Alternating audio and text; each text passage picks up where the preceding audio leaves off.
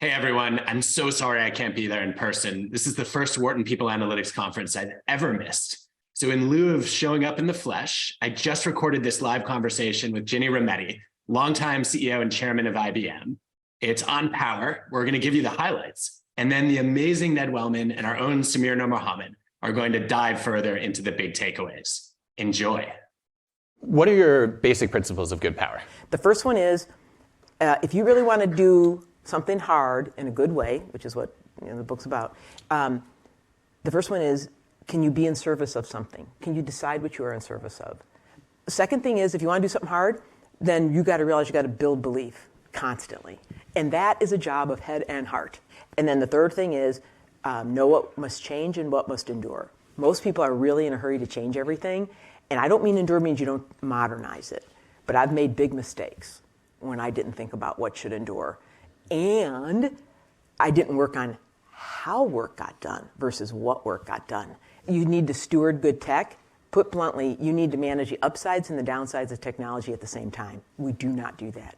And the fifth one is be resilient. Because I guarantee if you go work on something hard, let me tell you what, there is no straight line to heaven. So those are the principles. Be in service of, build belief, know what must change and endure, steward good tech. Everybody's a tech company. And then power yourself with resilience. So I love the one about focusing on what's going to endure, not just what's going to change. And right around when you were writing the book, actually, Don van Nippenburg, right across the street, was publishing some research showing that people are more willing to go along with change if you tell them what will stay the same. Yep. Like, hey, look, our vision and our strategy might evolve. I wish I'd read that research. Well, I could have sent it to you. But I think the message is so often missed of, here's the new vision, here's the new strategy, but here's our DNA that's going to stick. Here are the values and principles that are not going to change. So can you give us some examples of how you did that? Yeah. The very first cover comes out on me. It says, will IBM ever be cool again? And so, welcome. And so that idea, and the pressure is so intense to be all these other things. I would come to call it chasing shiny objects. And so what would be an example of that? To Adam's point, this idea of know what you are at your core. And particularly when you have to change, that idea that people can hang on to something they know while the winds will whip, And we understood big companies. We knew the journey they would take. No, we were not that consumer cloud. We were this. I was like, yeah, I got to get them back to their roots, and that, and all this other stuff becomes a distraction. And yes, we had to do big things to change, but it's like these were ornaments hanging on a tree. They weren't the tree. And that, to me, is what I'm trying to convey in Change and Endure. I realize, this is leadership's job to get stuff out of your way, all right? And that means new tools, that means new ways of working, that means design thinking, agile, that means small teams, that means, this is our job, not yours. That goes to your point about building belief. So I can only imagine being in your shoes at IBM saying to a bunch of techies and engineers, we're going to do design thinking. No. How did you get people excited about that? Yeah, that was a problem. Oh my God, we did these pilgrimages, started with teams of multidisciplinary 5 and 10 at a time to this kind of a religious experience about design thinking. But it would take a year. He thought it would take more, but in a year we got to 2,000. And then in 2 and 3 years, we were at 10 and 20,000, and soon we trained 100,000. And every team, but it was like brick at a time of teaching. And they'd have to go in, they'd get homework, they'd have to come back. It is like hard work to do change. I think that was the part I was trying to convey. It's science to get people to embrace and change and believe. But then they started to see it, and they saw customer reactions, and that's how you do it. But leadership, about this idea that it's our jobs to kind of, I don't want to say you're demanding a process and follow it. That's not it. It's like you're trying to figuring out how does the work have to change so people can use their own brains and get stuff done, No, I think that's exactly right. A few years ago, Rob Cross and I made a call for a chief collaboration officer role in companies because we looked at all these organizations that only succeed if people are able to become more than the sum of their parts, and seeing how many organizations were less than the sum of their parts. Yeah. And the question was, who's managing the relationships, the communication, the silo busting between people? And the answer is no one. Yeah. No one is managing it. Yeah. HR is not in charge of it. Not even close. Often the CIO could see it, right, in email data and meetings, but didn't have any power over it. And usually the CEO is too busy on strategy, right, to think about this kind of question. So I think you're onto something. I would learn at the end of the day, I felt like if I'd not done that, that's why I kind of end the book in a personal letter, and I say, always remember that how you do your work just might be remembered more than what you do. And if I really felt it wasn't fair to people otherwise. So anyways, that was one of my learnings, at least. Yeah, I like it. So that actually is, I think, a good segue to the future of work, because we have a lot of people who are understandably anxious about how we're all going to do work and whether we're going to have work in the future. So first question is, you were, long before anyone knew what ChatGPT was, you had Project Debater, you had Watson, you had all kinds of AI, and we're not letting the public see most of what you were doing. So we didn't know how scared we should be. How terrified are you? On a scale from frightened to panicked. Actually, I am not frightened of the technology. I am more frightened if we will learn from the past and if we can build trust in the technology. But I really learned some hard lessons that we're going to learn again. And this is why I'm so focused on this idea of managing the upside and downside of technology at once. Like, our job is to usher it safely into the world, not just build it. And those of us build it, bigger responsibility, but everybody uses it now, right? Like, I'm on some big bank boards and all, and I'm like, okay, you're in a hurry to put it out there. Okay, trust is your premium. What is it like that we're going to do to make sure people understand how they use this stuff? So it could be a great co-pilot, as some people have called that, but we had better do something to actively, like, I worked on AI ethics, guys, for a decade, and like nobody would listen to me on AI ethics. I'm so sad about my non-persuasive capabilities. And maybe now though is the moment that, and by the way, Europe's kind of ahead on this topic, just like they were on GDPR, on data privacy. Yeah, why do you think you've had trouble getting through? I think there was no, I think understanding technology. B, I think part of who you're talking to write AI ethics to is governments who don't understand. So you could do a lot of education. And it's a bit, when you say ethics, you're just like, wait, look, we have to make these technologies explainable. I think they're super hard to control. So I've tried to control technologies. Like when I'm like, oh my God, that one is like ahead of us, slow it down, impossible.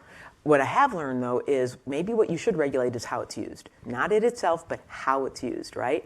I co-chair an organization called OneTen with an alum not too far from here, Ken Frazier, who ran Merck, to place 1 million black employees into family-sustaining jobs without college degrees.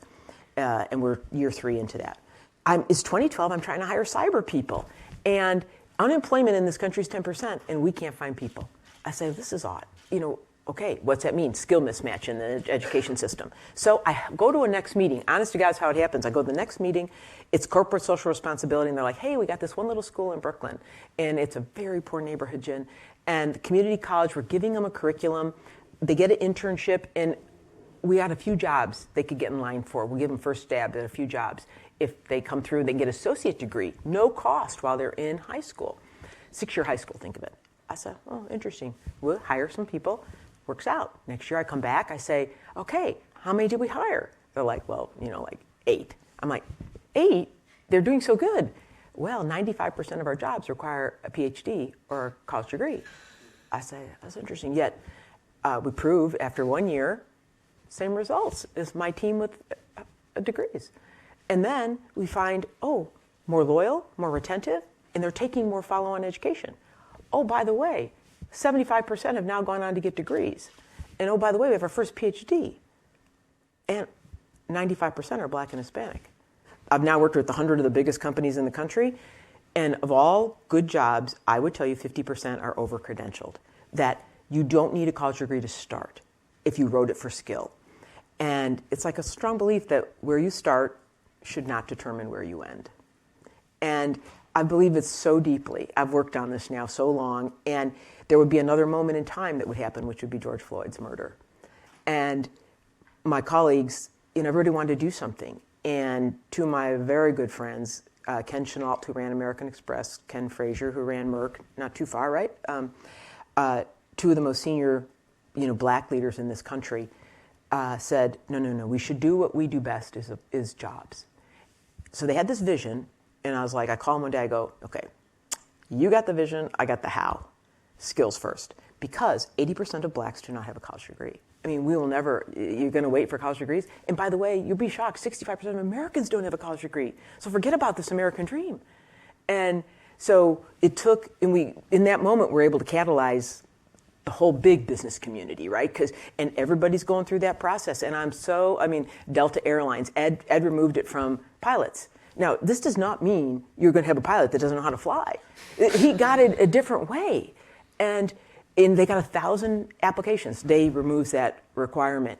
And it changes HR. It's a thing that instead of just buying talent, you got to build it. I'm so convinced that if more people don't feel they have a better future in our country, and this is my biggest thing I worry about, they're like, let's look for an alternative to democracy, because this is not producing the right outcome for all of us. Or the financial debt for college for everyone. By the way, those schools I told you about, I've become a mission on this around the world. There are now 300 of them around the world in 30 countries. And New York's going to do another 60, I think. Texas is going, they eventually want to get them all this way. I just was in D.C. with a bunch of governors, Secretary of Commerce, Secretary of Education. I think this is going to happen in this way. I mean, this may be the most important work of your life. So thank you. And I think that deserves a round of applause, by the way. All right. And third, you're reminding me of one of our alums, Peter Blair, who studied what it means to be skilled through alternative routes and showed exactly what you're describing using econometric tools, that requiring college degrees and advanced degrees systematically discriminates against people who have learned through vocational training, through internships and apprenticeships and returnships, through community college, and who have learned on the job. And systematically, that closes doors on people who have not been lucky to be born into opportunity or privilege, and we are long overdue to change that. So I'm so grateful that you're doing this work. Thank you for getting the message out. Well, Ned, it's great to be here. We went to grad school together, so this is super fun for us, and it's fun to be in conversation with you. And I'm really excited to get the chance to pick your brain. So just want to start off, we obviously just watched the video. Which of the 5 principles of good power resonated with you the most? Yeah, for me, the one about picking the things I need to endure versus what needs to change was really important. And likewise, I want to say super grateful to be here with you. And who would have thought when we were grinding away in the basement of the Ross School that one day we'd be sharing the stage at the People Analytics Conference. But that principle in particular resonates with me because of the teaching work I do with executives. And I use a framework developed by Ronald Heifetz and Marty Linsky out of the Harvard Kennedy School on adaptive leadership. And it's based on evolutionary biology. And their principles around adaptation in this framework are, number one, when you change, you have to determine what aspects of an organization's DNA you need to keep. You need to figure out what aspects of an organization's DNA you can discard, and then you need to conduct thoughtful experiments to creatively replace and come up with new arrangements to replace the things that you discarded. So I felt like Ginni's principle of considering what we need to retain and then discard really aligned with that. And I think a lot of organizations in their rush to change sometimes discard things that are actually good and important and a vital part of who they are. So I thought that was a really nice reminder. Yeah, no, it's always interesting, right? Whenever you're trying to enact change, I mean, I think people are always so focused on where they want to go and thinking about the goal, right, but not always remembering, okay, well, what's the status quo? And maybe parts of the status quo we actually want to keep. Yeah, and then the research that Adam alluded to, if you can share the parts that you're going to keep, it really reduces their panic about the parts that you're going to change. So I think that's important. What about you, Samir? Which of the principles is most relevant for you? Yeah, I mean, I think there's probably combinations here. I mean, they're probably related. For me, kind of the idea, of course, being resilient is really connected to my own work, and I mean, I see it every day. We often think that people aren't that resilient because they go through so many difficult circumstances and so forth. But when you actually look at the research on this, unless you're talking about really, high amounts of trauma, people are actually quite resilient, and kind of there's a skill set you can build in terms of resiliency. It's not something you're born with, it's something that you can develop. So thinking about kind of some of the research on these topics, everything from how important it is to affirm your own abilities and your own competencies and your confidence, to thinking about, okay, how do I regulate my emotions? And the role that plays in resilience. And then, of course, the last part that we often don't always think about is who are we going to enlist for support? Who can we bring on to help us kind of get us towards our goal? And if you think about power, and I think in many ways what Ginni's talking about is leadership, which is the topic you're an expert on, of course. that's what I think good leadership is, right? It's about involving others in what you're trying to achieve. Yeah, I love that. And she mentions that in the book as well about resilience, is all the people in her life that helped her overcome. I mean, she really had an amazing life, but she had to overcome some really, really hard situations and did it with other people. So I like that we don't have to bring our own resilience to every situation, but we can get help from other people. Yeah, so Ned, so even on that point, I know, of course, I know a lot of your work. One of the things that you were telling me about is kind of this work that you're doing on how your narratives and stories can actually lead to how you think about leadership. Can you tell us a little bit about that? Yeah, so this is work in progress right now, but it's looking at how people develop into leaders. And one of the interesting things about this book was a lot of Ginni's leader development happened before she set foot in IBM, and she didn't give that much credit to the formal mechanisms at IBM to develop people. And it was more about her life experiences and then the mentors that she was involved with. And I think this study, we were actually hoping to study formal mechanisms for leader development, and we didn't find that they really helped that much. And that's consistent with a lot of the work, that organizations invest a ton of time and energy and money into formal development programs and don't necessarily see the return. So what we're interested in is figuring out how individuals kind of proactively undertake their own development and how they can develop into very different types of leaders.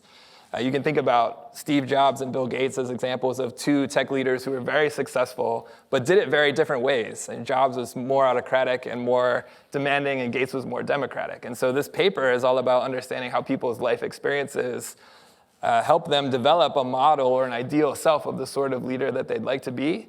And then through their experiences and through role modeling, and Ginni didn't talk about this, but almost everyone in our study also has a leader that was horrible, that they then say, I'm trying to do exactly the opposite of this person. So that's another way that it can work. But they develop tools to help them live up to those ideal selves. And one of the most powerful parts of the book to me was at the very end, she included a handwritten note to the reader.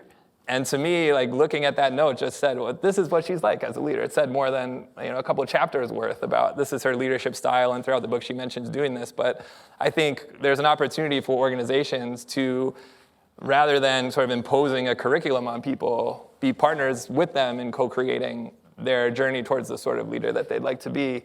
And I'm really excited about this project for that reason. Yeah, this kind of reminds me, one of the things we do in our leadership and teams course here at Wharton is this the first course that our MBA students take, and we often ask them right at the outset, who's a leader that they admire? And we actually go around the room and we ask every single student who's the leader they admire. And it's such a telling answer, right? Yeah. Who's the person they admire? And so much is wrapped up in that answer. It's, how did you grow up? Where did you grow up, for example? It's not just what happened the last 2 years.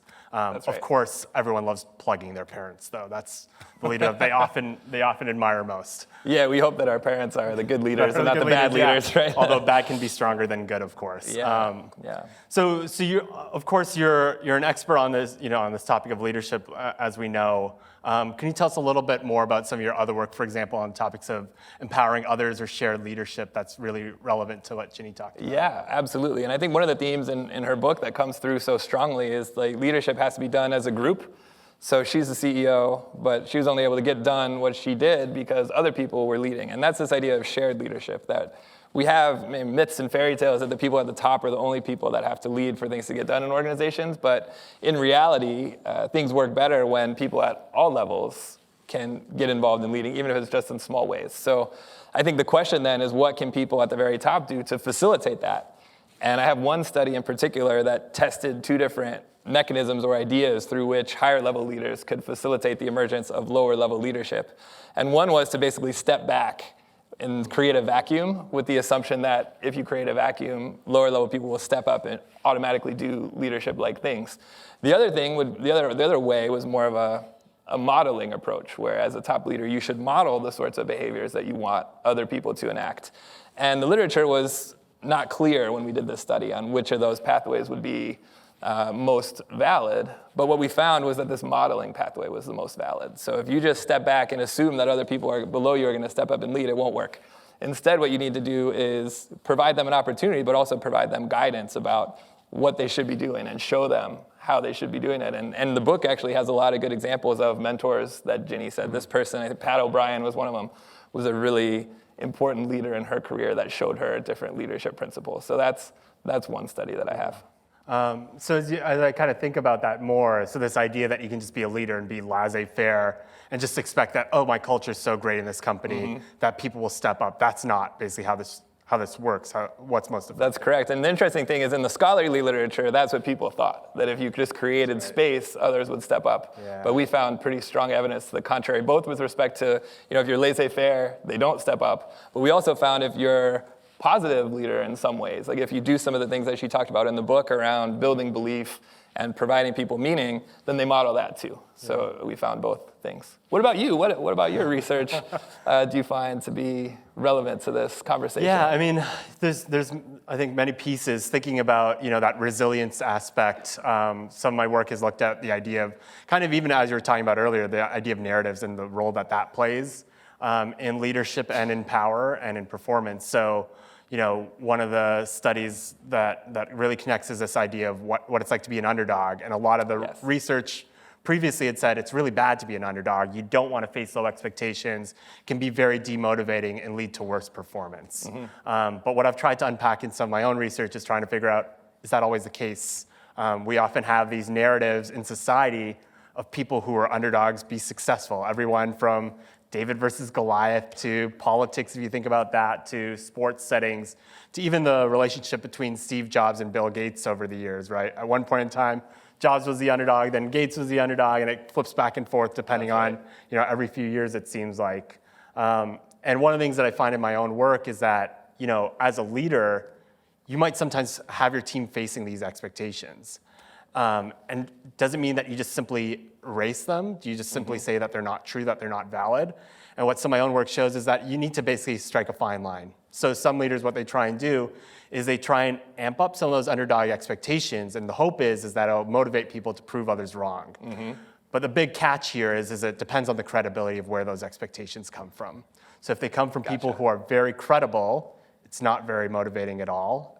People internalize those expectations and they perform worse. Whereas if the expectations come from those that aren't very credible, so think about the person, maybe it's a rival company, let's say, and they don't actually know you very well, and they're saying, oh, your next quarter you're not going to perform very well. Well, that's actually not very credible. It can actually motivate the team to prove others wrong and perform better.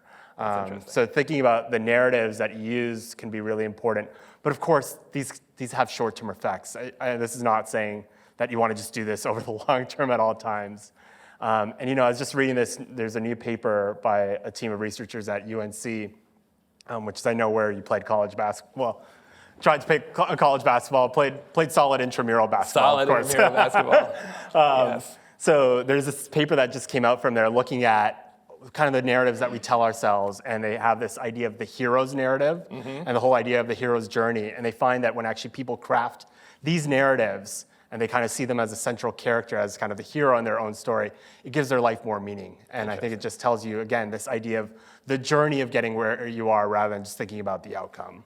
Interesting. Well, I certainly feel like I have an underdog narrative now around the dress. So the next time we share the stage, I'm going to try to and I've got high expectations placed on me, so I have to you do. buy new things, I guess. You do. So Ginni talked a little bit about kind of stewarding good tech, and that's a big focus of her book. And obviously, I mean, as we've heard at the conference, this is like one of the big topics this year, of course, with ChatGPT and other technologies. How do you think about that in the context of power and leadership? It's a great question. I think technology is a really important source of power. And there's actually been studies done that when new technology is introduced into organizations, it fundamentally changes the distribution of power. So I think with ChatGPT and some of these other disruptive technologies, it has the potential to change how power is distributed within organizations. And it'd be important to be attentive to, who are the gatekeepers of these technologies, and are they going to use them for good or for ill? I think that's another big factor is trust, which I believe Ginni talked about in her book. And I did just a little digging on this because I think in order for people to really buy that business that are going to use these technologies for good, there has to be trust. And I found, Harvard did a study, 62% of Americans right now trust business, which not super high, but it's actually better than government, which was 52%, and the media, which is 50%. But that also means that there's a big chunk of people out there in society that are fundamentally distrustful of the organizations that are going to shepherd these technologies into their lives. And so I think, actually, if we think about AI and other tech as a source of power, then some of the good power principles from the book are really relevant, right? Like we have to make sure people understand the meaning of the technology. What's it in service of? Is this in service of profit, or is this in service of making your life better or making people's life better?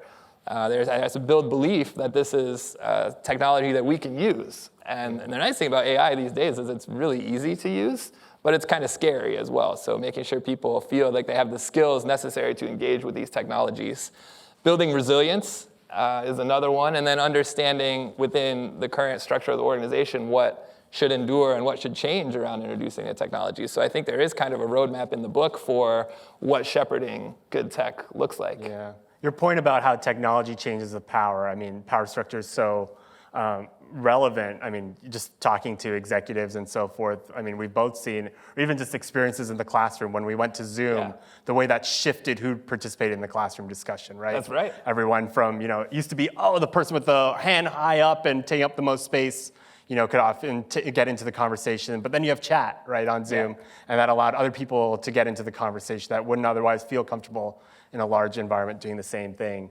One of the things that I keep thinking about with regards to ChatGPT is actually our very own Kate Massey and Joe Simmons and others have looked at, our aversion to algorithms and how people are actually averse to them in many ways. But one of the things they find, I think, in their research is this idea that when you feel like you're in more control of the algorithm, you're more likely to essentially trust it. Yeah. And I find it fascinating with ChatGPT. I remember the moment that I first used it, you literally typed in something, and rather than it giving you an instantaneous answer, you would see it go ... And for some reason, that made me feel like I had more control because I was almost seeing it think in many ways. Whereas, when you enter something on Google, it just spits it out. You don't really see that process in the same way. And I think that's why it's also capturing our imagination. I totally agree. And I think this topic of human-robot, human-tech interface is one that I'm hopeful many people in this room will tackle because it's really interesting. And some of the dynamics are unusual from what you might expect. So in Arizona, where I live, we have this company called Waymo that's trying to introduce self-driving cars. And the biggest roadblock that they hit was human drivers screwing with the self-driving cars and trying to run them off the road. So there's some psychology here about interacting with these different forms of tech that I think it's really interesting to unpack. And I don't think we have all the answers yet, but that has to be a part of it, is not just figuring out the technology, but also what it means for people and to get them to see it as a friend rather than an enemy or a competitor.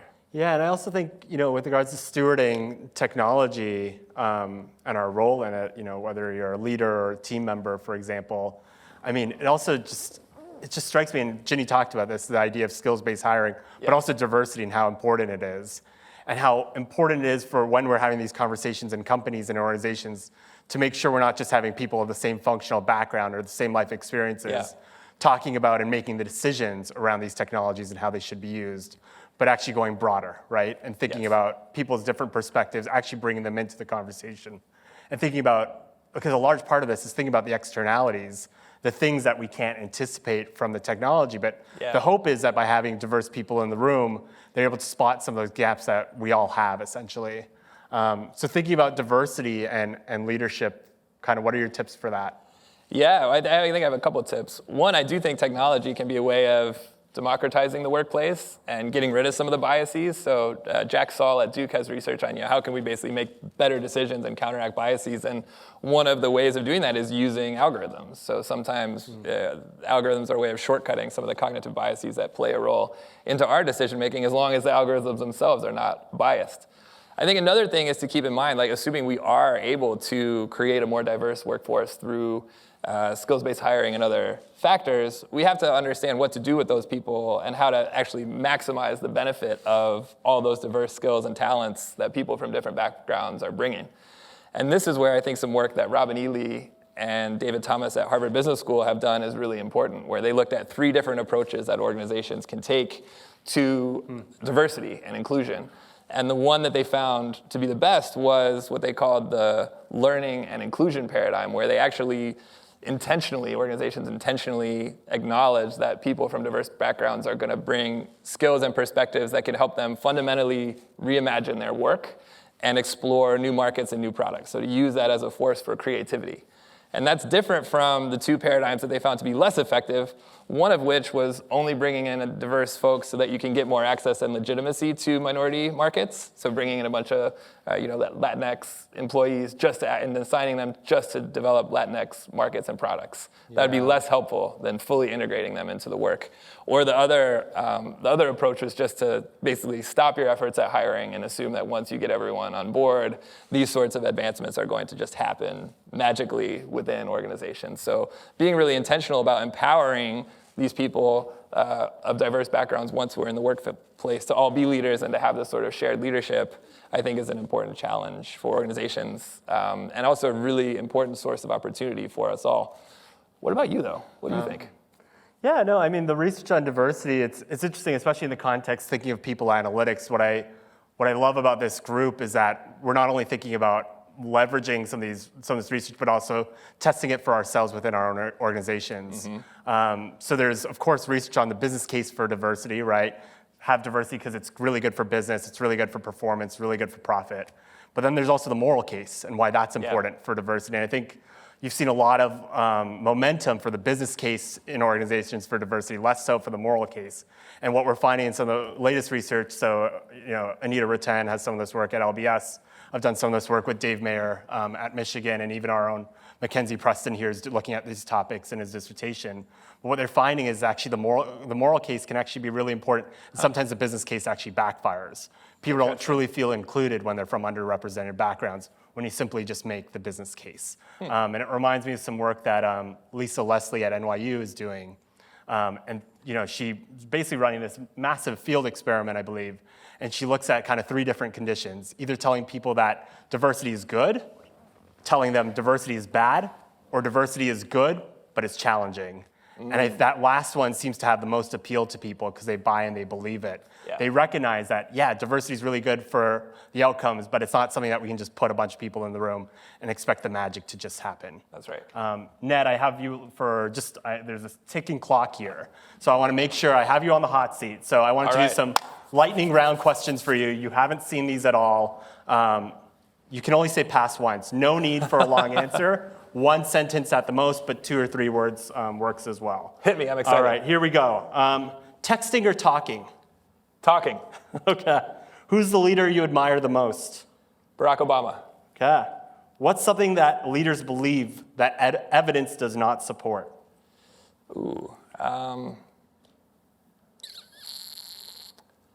Working 120 hours a week is necessary to get anywhere in America.